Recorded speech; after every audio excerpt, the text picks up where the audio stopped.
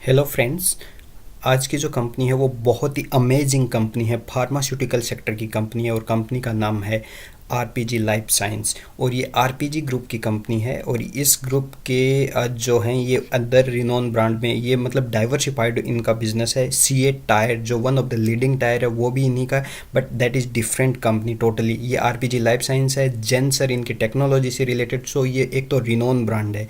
अच्छी बात यह है एक ये स्मॉल कैप ग्रुप की कंपनी है, बहुत ही इमर्जिंग और कंटिन्यूस ग्रोथ मिल रही है इस कंपनी में। मैं इसके फंडामेंटल पे आता हूँ पहले और उसके बाद अपन सारा डिस्कस करते हैं। तो शुरुआत करते हैं कि कंपनी करती क्या है। तो आरपीजी लाइफ साइंस है ना, ये बेसिकली इंटीग्रेटेड फार्मास्यूटिकल कंपनी है जो एपीआई फॉर्मुलेशन। अब अगर आपका मेडिकल बैकग्राउंड नहीं है फार्मेसी तो हो सकता है ये टर्मिनोलॉजी आपको थोड़ा अजीब लगे, पर believe me this is an amazing company. API formulation, इसके अलावा research and development to manufacturing marketing everything में ये इंटीग्रेटेड बिजनेस है इनका। मार्केट लीडर है in immunosuppressant medicine.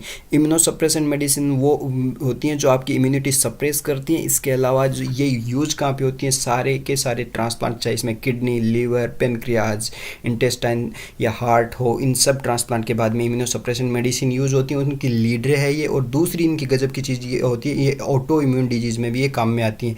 Nine therapy इसके हाई इक्विटी ब्रांड, इनका 50+ मार्केट प्रेजेंस है, 3 मैन्युफैक्चरिंग फैसिलिटी एंड 1200 से ज़्यादा इनके एम्प्लॉई हैं। फिर ये सारे ब्रांड हैं जो इम्यूनोसप्रेशन, चाहे इसमें एजाथायोप्रिन हो, माइकोफिनोलेट, मोफेटिल हो, ये रिनोन ब्रांड है बॉस। मैं आपको बता दूं गजब के ये सारे बहुत ही रिनोन ब्रांड हैं और ये सारे के सारे इन्हीं के हैं। तो इनमें इनकी लीडरशिप है, मोनोपोली है, कि वो गजब की चीज़ है। इसके बाद आ जाते हैं इसकी फाइनेंशियल परफॉर्मेंस जो आपको बहुत ही अट्रैक्टिव लगेगी। ये Q3 जो अभी FY24 का जो Q3 क्वार्टर 3 रिजल्ट है उसके रिजल्ट हैं। इसमें देखिए रेवेन्यू का मतलब होती है सेल्स या रेवेन्यू बोल सकते हो। उसमें टोटल जो जंप आया वो 18% का है। अगर Q3 FY23 से और Q3 FY24 में कंपेयर करो, ये देखिए 130 करोड़ का था, यहाँ 153। तो ये 18 का यहाँ पे 18% का जंप है। इबिट्टा में देखिए, इबिट्टा में जंप कितने का, 34% का। और ये जो ये सर्कल में ये 22.8 ये मार्जिन्स थे, इबिट्टा मार्जिन्स, ये मार्जिन्स में भी ग्रोथ है 25 पर। ये गजब की चीज़ होती है कि मार्जिन्स भी बढ़ रहे हैं और इबिट्टा भी बढ़ रहा है। अभी ये चीज़ बहुत अगर डिटेल में समझनी है तो आप कमेंट बॉक्स में लिखो कि इबिट्टा मार्जिन्स और इबिट्टा में डिफरेंस क्या होता है और कैसे ये इम्पैक्ट करती है, कैसे आप इंटरप्रेट करते हो। ये प्रॉफिट बिफोर टैक्स के मार्जिन्स देखिए ये भी बढ़ रहा और इसके साथ साथ ये मार्जिन्स भी बढ़े हैं। यहाँ 38% का जंप। और अगर आपने मेरे और वीडियो देखे हैं, ये चीज़ें मैंने बहुत अच्छे से समझाई है कि अगर कंपनी ग्रो कर रही है वो उसका साइन यही होता है रेवेन्यू से ज़्यादा ग्रो। यहाँ 18% का जंप है, रेवेन्यू से ज़्यादा जंप आपको इबिट्टा में मिलेगा, इबिट्टा से ज़्यादा आपको प्रॉफिट बिफोर टैक्स था। और इसके बाद में जो पेट है, पेट भी सेम है, या तो ये ज़्यादा या ही सेम। और यहाँ इसके मार्जिन्स देखिए, मार्जिन्स इसके भी बढ़े हैं 14 से 17। ये गजब का साइन होता है। ईपीएस ग्रोथ देखिए 38%, ये इसी के साथ चलता है, पेट के साथ चलता है ईपीएस, ठीक है। इसके बाद अगर 9 मंथ का एवरेज करें FY2024 और इसके 9 मंथ उससे लास्ट ईयर FY2023, यहाँ से देखिए, यहाँ ये रेवेन्यू में जंप कितना है 15% का। यहाँ पे देखिए इबिट्टा में जंप 26%, यहाँ पे मार्जिन्स इम्प्रूव, यहाँ देखिए 29% मार्जिन्स इम्प्रूव 19 से 22, पेट 30% का और एग्जैक्टली ईपीएस 30%। यहाँ जंप देखिए, इसमें देखिए इसके पेट मार्जिन्स भी इम्प्रूव हो रहे हैं।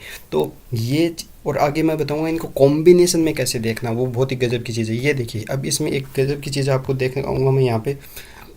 ये जो चार्ट है, ये चार्ट किसका है, ये इबिट्टा, पेट और पीबिट का नहीं है।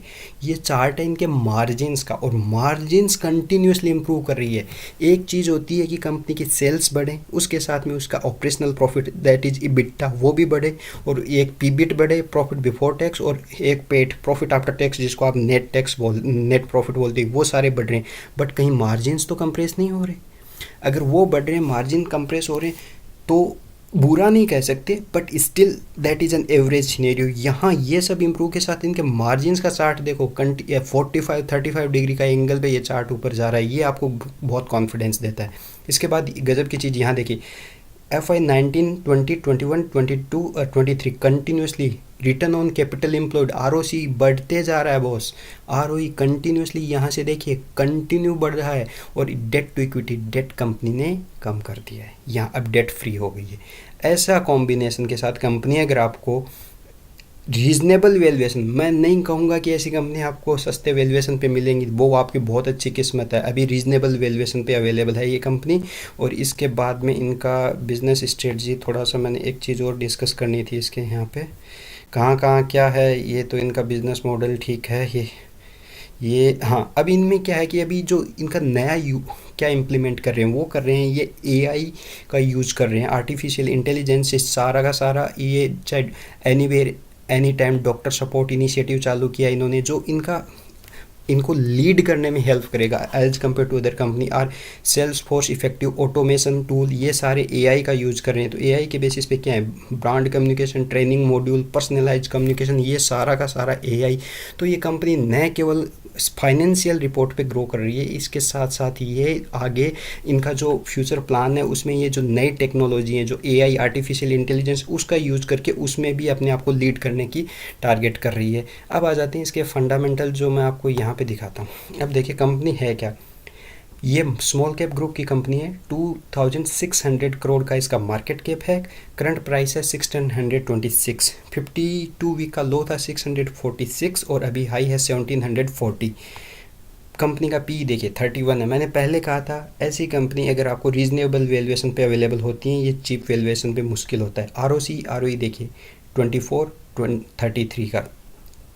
इसके साथ में इंडस्ट्री पी से देखो तो इंडस्ट्री पी से इस अभी भी कंपनी सस्ती है 31 35। क्यों? क्योंकि ये ग्रोथ ज़्यादा कर रही है। तो ये अगर कंपनी का शेयर रन भी करता है, बट अगर कंपनी ग्रो कर रही है तो वो पी को कंट्रोल कर लेता है।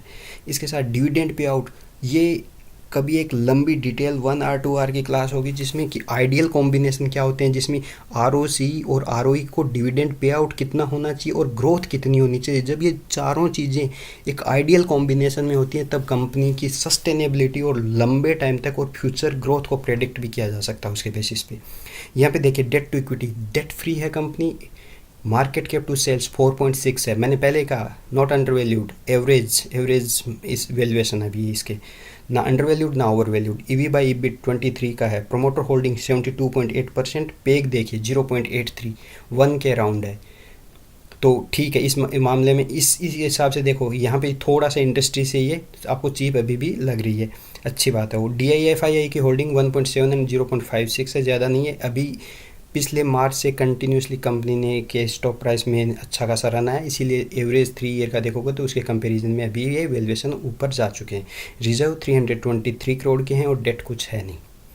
इसके बाद में कंपनी क्या करती है, वो अपन ऑलरेडी प्राइस कंटिन्यूसली जा ऊपर गई है। ये 50 वीक का चार्ट है। 50 वीक के चार्ट में क्या है, ये यहाँ पे कंपनी जो है 50 वीक के चार्ट में ये 50 डे का मूविंग एवरेज है, उसके ऊपर सपोर्ट लेके यहाँ से स्टॉक चलता है ऊपर, 200 को टच भी नहीं करता। पी का देख लेते हैं, पी का चार्ट 1 ईयर का, 1 ईयर के चार्ट में देखो कंटिन्यूसली पी प्राइस के साथ साथ ही चला है, क्योंकि जितनी प्राइस भागी है उसके हिसाब से कंपनी ने ग्रोथ भी दी है, EPS भी आया है उतना, तो इसलिए वो ज़्यादा इतना प्राइस के साथ ही चला है।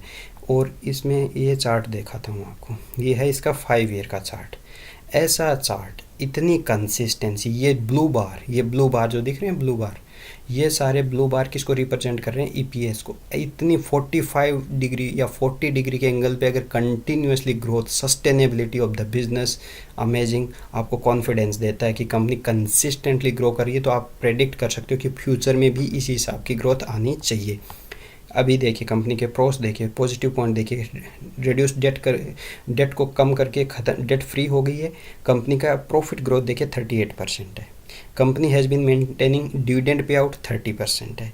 डेटर डेज ये बहुत अच्छा है। मैं बता दूं, आइडियल कंपनी अगर आपको आइडेंटिफाई करनी होती है, जितना ROE ROC होता है उसी के हिसाब से उनकी ग्रोथ आ रही हो और डिविडेंड भी अराउंड 20 to 25% दे रही हो ना, तो ये समझ लो आइडियल कॉम्बो है। क्यों?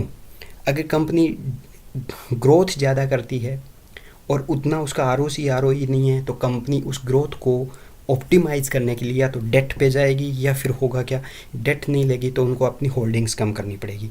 इसके साथ में अगर कंपनी, कई बार क्या होता है कि ये जो डेटा है इनको मैनिपुलेट कर दिया जाता है अपनी बैलेंस शीट को, तो क्या ये अपनी जो पीएनएल को है वो मैनिपुलेट करके दिखाया जाता है। अगर कंपनी डिविडेंड दे रही है, अपनी जेब से कंपनी डिविडेंड नहीं देगी, तो वहाँ पे फ्रॉड होने का आपको वो समझ में आ जाएगा कि अगर 20-25% डिविडेंड आ रहा है, बहुत अच्छी बात है। डेटर डेज यहाँ देखिए 36 से इम्प्रूव होकर 26 हो गए, मतलब कंपनी को अपनी जिनको ये अपने प्रोडक्ट सेल करती है उनसे पैसा जल्दी आ रहा है। Companies working capital days requirement है वो भी कम हो गई है। तो ये सारे पॉजिटिव पॉइंट हैं। इसके बाद ये स्टॉक इस ट्रेडिंग ऑफ 8 टाइम्स पे बुक वैल्यू से वो ट्रेड करता है, कोई उसको हेडेक नहीं है, हमेशा ये बुक वैल्यू से ऊपर ही ट्रेड करते हैं। सेल्स ग्रोथ ज़्यादा नहीं है, बट सेल्स से इनकी प्रॉफिट ग्रोथ, इबिटा मार्जिन, पेट मार्जिन सब कंसिस्टेंटली अपन ने देखा है राइज कर रहे हैं, ठीक है। उसके हिसाब से ये अच्छा इम्प्रूव साइन है इनका। इसके बाद देखते हैं इंडस्ट्री से देखिए इनका 31, यहाँ इंडस्ट्री का एवरेज ROE देखिए, और इसका देखिए किसी भी और कंपनी से कंपेयर कीजिए इनसे, ये बड़ी कंपनी किसी का भी ऐसा आपको नहीं मिलेगा। 3 ईयर का एवरेज भी 22 है। पेग देखिए, पेग इसका 0.83 अंडर वैल्यूड है इसका। फार्मा की और टॉप कंपनी है सबका पेग देखिए 1 से अबोव, 3 से अबोव, कईयों का 4-5, इसका 0.83 कंपनी अंडर वैल्यूड है। क्वार्टरली रिजल्ट एक होता है, इस दिसंबर से आप कंपेयर करो इस दिसंबर को, ये क्वार्टर ऑन क्वार्टर 131 था 154 है। यहाँ पे रेवेन्यू में जंप देख सकते हो। मार्जिन्स कंसिस्टेंटली कंपनी ने मेंटेन किए हैं, बीच में कुछ क्वार्टर में कम हो जाते हैं, बात अलग है, बट अदरवाइज कंपनी, अगर अपन एनुअल मार्जिन्स को देखेंगे यहाँ पे देखिए प्रॉफिट में भी यहाँ पे जंप है 19 से 26। ईयर ऑन ईयर बेसिस पे देखिए किसी भी ईयर में इस कंपनी की रेवेन्यू में डिक्रीज नहीं है, ये कंसिस्टेंसी को शो करता है पिछले 12 ईयर्स की। इसके बाद यहाँ पे देखिए पहले मार्जिन्स देखिए, मार्जिन्स में ग्रोथ देखिए, ये है ऑपरेटिंग प्रॉफिट मार्जिन्स, बढ़ के अभी धीरे धीरे बढ़ के 22% पे आ गए हैं। प्रॉफिट बिफोर टैक्स है वो भी कंटिन्यूसली राइज किया है। इसके बाद में यहाँ पे कंपनी का नेट प्रॉफिट कंसिस्टेंटली बढ़ते बढ़ते यहाँ पे 85 हुआ है। रेगुलरिटी देखिए आप, कंसिस्टेंसी देखिए, और उसके बाद में ईपीएस की ग्रोथ भी उसी हिसाब से, और कंपनी ने कंटिन्यूसली 20 से लेके 35% 40% तक ये डिविडेंड भी पे आउट किया है इन्होंने। इसके बाद देखिए ये सेल्स ग्रोथ है, सेल्स ग्रोथ पहले से धीरे धीरे बढ़ रही है। कंपाउंड प्रॉफिट ग्रोथ देखिए तो उसके हिसाब से प्रॉफिट ग्रोथ इन्होंने हर बार 31 के अराउंड 31%, 32%, 38% इतना इन्होंने मेंटेन किया। और CAGR, अब आप देखिए ये स्टॉक की कंसिस्टेंसी देखिए, अगर 10 ईयर का देखो तो 42 है, यहाँ देखो तो 50% है, यहाँ 57 और 89, और इसी साल में ज़्यादा क्यों है कि अभी तो सारे स्टॉक ज़्यादा भागे। अदरवाइज ये 40% के अराउंड का आप CAGR मान सकते हो। कुछ कंपनी क्या होती हैं कि उनका यहाँ पे आपको CAGR ज़्यादा मिलेगा बट यहाँ नहीं है, तो वो आपको बताती हैं कि वो कैसी हैं, वो सिक्लिकल हो सकती हैं, वो सेक्युलर नहीं है। तो वहाँ पे वो कंपनी मैं यूजुअली लाइक नहीं करता, जहाँ कंसिस्टेंसी दिखनी चाहिए आपको। और ROE देखिए 5 साल का 20, फिर 22, 24, ये भी बढ़ रहा है, तो इस हिसाब से। और रिजर्व्स बढ़ रहे हैं बॉस, ऐसा ही नहीं है पीएनएल में दिखा रहे हैं कि ठीक है रिसीवेबल में पैसा दिखा दिया, उसके बेसिस पे पीएनएल तो आपको पॉजिटिव दिख गया, बट यहाँ पे बैलेंस शीट में वो विजिबल नहीं हो रहा। कंपनी के रिजर्व्स कंटिन्यूसली बढ़ रहे हैं, कहीं पे भी इक्विटी कैपिटल सेम है, अभी होल्डिंग कम करने की ज़रूरत पड़ी ही नहीं इनको। इसके बाद में देखिए यहाँ पे बोरोइंग्स, पहले बोरोइंग होता था, इन पे डेट होता था, अब डेट फ्री हो चुकी है 2 साल से, 1 साल से। कंपनी कैश फ्लो देखिए क्या गजब के पॉजिटिव, ऑपरेटिंग एक्टिविटी से पॉजिटिव कैश फ्लो है। इन्वेस्टिंग से ऑब्वियसली जितना पैसा आता है उसको इन्वेस्ट कर रही है, वो बताता है कि यहाँ पे कंपनी का अपना फ्यूचर कितना देख रही है ग्रोथ, तो उस हिसाब से इसको आप जाके देख सकते हो, इसमें डिटेल में देख सकते हैं अपन। यहाँ देखिए ऑपरेशन से कंटिन्यूसली ग्रोथ आ रही है, रिसीवेबल नेगेटिव अच्छा है, इन्वेंट्री ठीक है इतना चलता है, पेबल पॉजिटिव गुड साइन। यहाँ पे आ जाओ इन्वेस्टिंग में, फिक्स एसेट, यहाँ पे कंटिन्यूसली अपनी कंपनी अपनी ग्रोथ के लिए पैसा आगे इन्वेस्ट करती है। इसके बाद में फाइनेंसिंग एक्टिविटी से डिविडेंड भी रेगुलर देती है, अपन ने सारा वैसे ऑलरेडी देख लिया, ये डिविडेंड में जाता है इनका पैसा मेनली इसमें। सो देख रहे हो ये लॉस नहीं होता है, डिविडेंड पे करती है कंपनी, बोरोइंग है ही नहीं। कैश फ्लो बहुत ही गजब का है।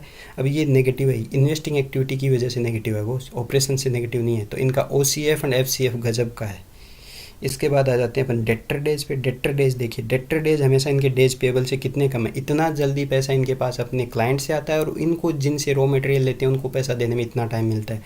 कैश हमेशा इनके पास पॉजिटिव हाथ में रहता है, ये अच्छी बात है, और ऐसी कंपनी फेल होने की संभावना कम होती है। और यहाँ देखिए cash conversion cycle last year से तो कम हुआ है, अच्छी बात है। वर्किंग कैपिटल डेज कम हो रहे हैं, और कंटिन्यूसली देखिए कंटिन्यूसली ROC कंटिन्यूसली बढ़ता जा रहा है, और यहाँ बढ़ के 33% हो गया है। Share holding pattern continuously holding कम करती ही नहीं है कंपनी। 72%, 74, यहाँ थोड़ा बढ़ाया, फिर और बढ़ाया, और बढ़ा रहे हैं प्रमोटर, अपनी होल्डिंग बढ़ा रहे हैं। यहाँ पे ये DII ने भी धीरे धीरे अपनी होल्डिंग, जो भी ग्रुप हैं वो धीरे धीरे यहाँ पे बढ़ा रहे हैं, अच्छा साइन है। इसके बाद आ जाते हैं इसके सपोर्ट। अब है कि बाई कब करना है। कंपनी बहुत गजब की है, रीजनेबल वैल्यूएशन पे है, बाई कब करना है। तो इसके ऐसी कंपनी में देखो नीचे आए मार्केट वीकनेस के साथ, वो आपकी किस्मत है, बहुत अच्छी बात है, बट यूजुअली नहीं आए तो भी वहीं से कंटिन्यूसली कंपनी ऊपर जा सकती है। पर हो सकता है कि अभी इलेक्शन से पहले अगर थोड़ी सी भी वीकनेस आती है उसमें, अगर स्टॉक डाउन आता है, वो आपको एक और बेटर बाइंग अपॉर्चुनिटी दे सकता है, जिसमें आपको मैं सपोर्ट बताता हूँ। आपका ये सपोर्ट बन के आता है, इसमें देखो 1541 पे पहला सपोर्ट है, वीकली चार्ट की बात है, और यहाँ पे सेकंड है 1486 और ये 1400 के। अगर आपको ये कंपनी इस लेवल पे मिल जाए तो आपकी किस्मत है, बहुत अच्छी बात है। यहाँ पे एक बाइंग, परफेक्ट बाइंग बनती है, और इस पे अपनी वॉच लिस्ट में रखा जा सकता है इसको बाइंग के हिसाब से, क्योंकि कंपनी मुझे फंडामेंटली बहुत ही साउंड और स्ट्रॉन्ग लगी है। इसके बाद में आप, और ये long term 5 year plan, 3 year plan, उसके हिसाब से ये कंपनी मुझे अच्छी लगती है, बहुत ही अच्छी, क्योंकि 40% 50% अगर CAGR आपको मिलता है ना इस प्राइस का, बहुत अच्छा होगा। अभी देखिए कंपनी का स्टॉक डेली चार्ट पे, यहाँ पे देखते हैं इसमें डेली चार्ट में ये यहाँ पे क्या है, यहाँ पे आया, इसके बाद में यहाँ से ये 50 इंडे मूविंग एवरेज को टच करने से पहले यहाँ से लगा, बट ये यहाँ पे अच्छा वाला शूटिंग स्टार बना है।